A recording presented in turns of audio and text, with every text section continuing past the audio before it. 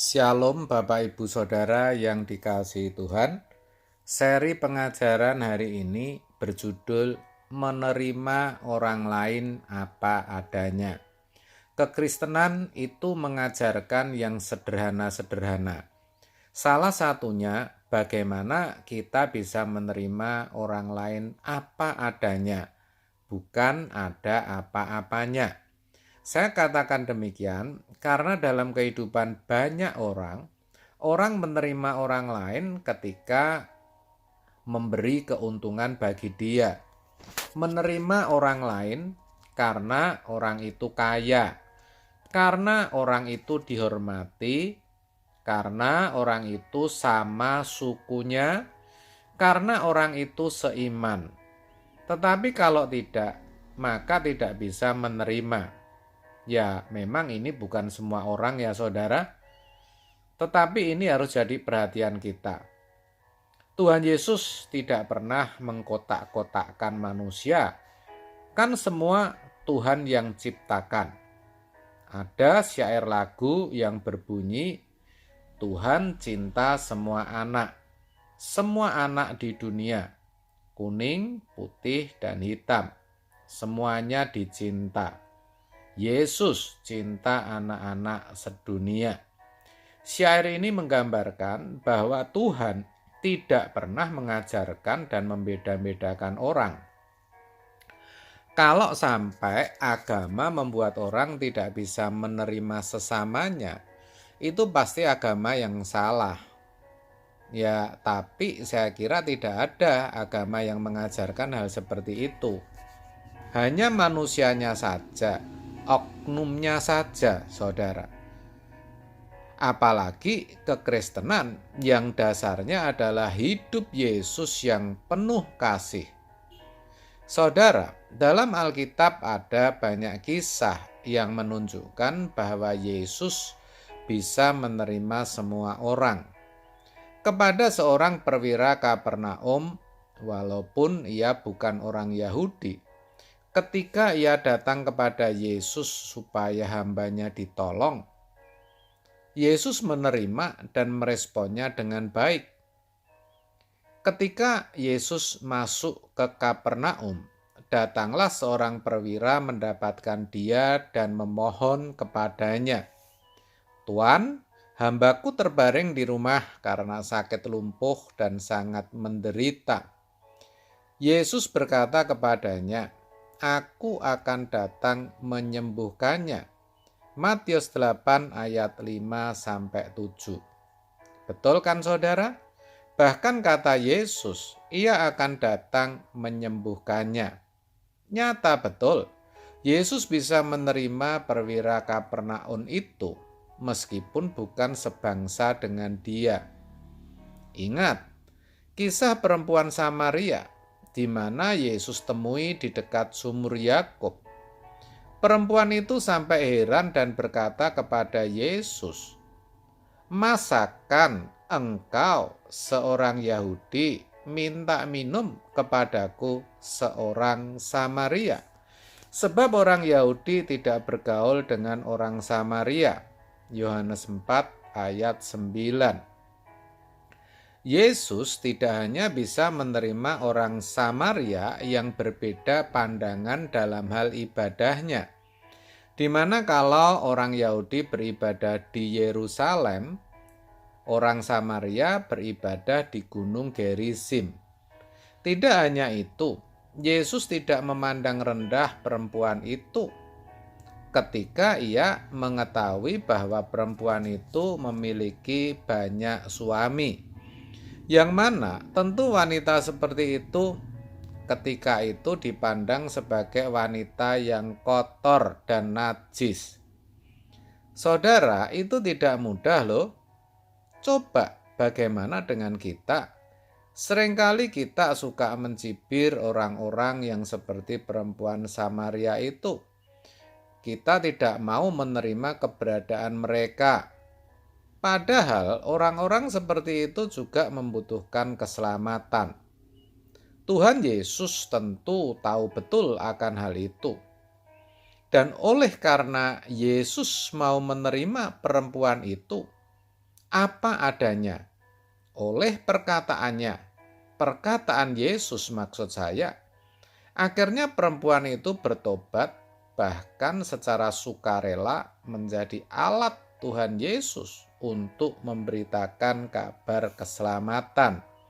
Itulah yang dituliskan dalam Yohanes 4 ayat 28 sampai 30. Maka perempuan itu meninggalkan tempayannya di situ, lalu pergi ke kota dan berkata kepada orang-orang yang di situ, "Mari, lihat, di sana ada seorang yang mengatakan kepadaku segala sesuatu yang telah kuperbuat. Mungkinkah dia Kristus itu?" Maka mereka pun pergi keluar kota lalu datang kepada Yesus. Jelas kan saudara? Menjadi alat pemberita keselamatan. Sedangkan kepada Sakius sang pemungut cukai yang pada waktu itu dianggap sebagai musuh masyarakat, dianggap orang berdosa, Yesus pun bisa bergaul dengan dia, bahkan singgah di rumahnya. Akhirnya seperti kita tahu terjadi perubahan yang luar biasa dalam diri Sakius, di mana ia berkomitmen dan berkata, "Tuhan, setengah dari milikku akan kuberikan kepada orang miskin, dan sekiranya ada sesuatu yang kuperas dari seseorang, akan kukembalikan 4 kali lipat." Lukas 19 ayat 8.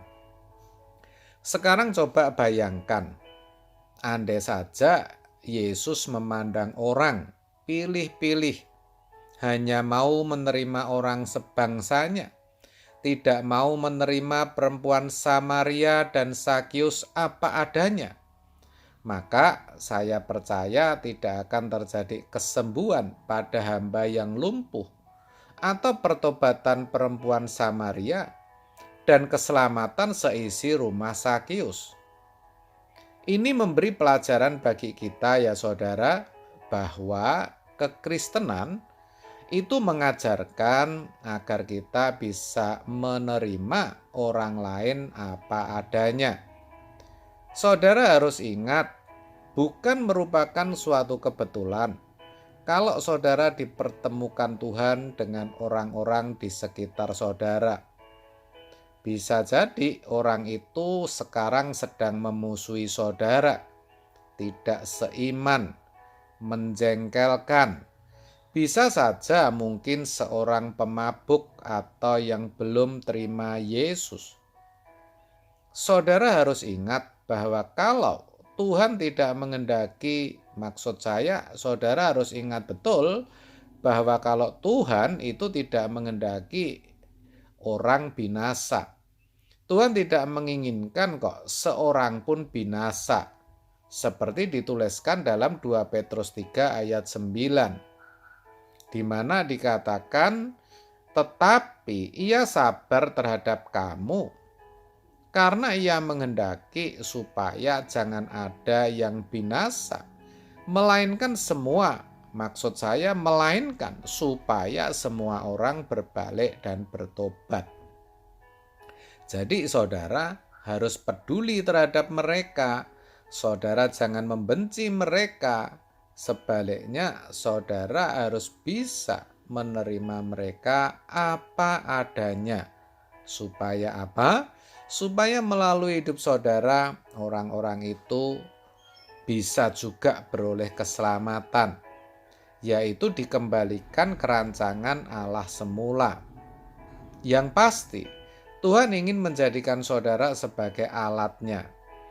Sebab itu, saya ajak saudara lebih berhati-hati dalam hidup ini. Jangan sampai saudara tidak bisa menerima orang lain apa adanya. Ingat saudara, bahwa Tuhan Yesus telah lebih dulu menerima saudara juga dengan apa adanya. Bahkan Tuhan sudah berikan anugerah kepada saudara. Saudara juga harus bisa menerima orang lain apa adanya. Apalagi kalau itu orang-orang dekat saudara. Bisa saja saudara sekandung, suami, istri, anak, atau saudara seiman. Walaupun mereka salah, walaupun mereka menjengkelkan, walaupun mereka tidak tahu diri, bahkan memanfaatkan saudara, saudara harus tetap bisa menerima mereka apa adanya. Karena memang itulah kekristenan. Amin. Tuhan Yesus memberkati.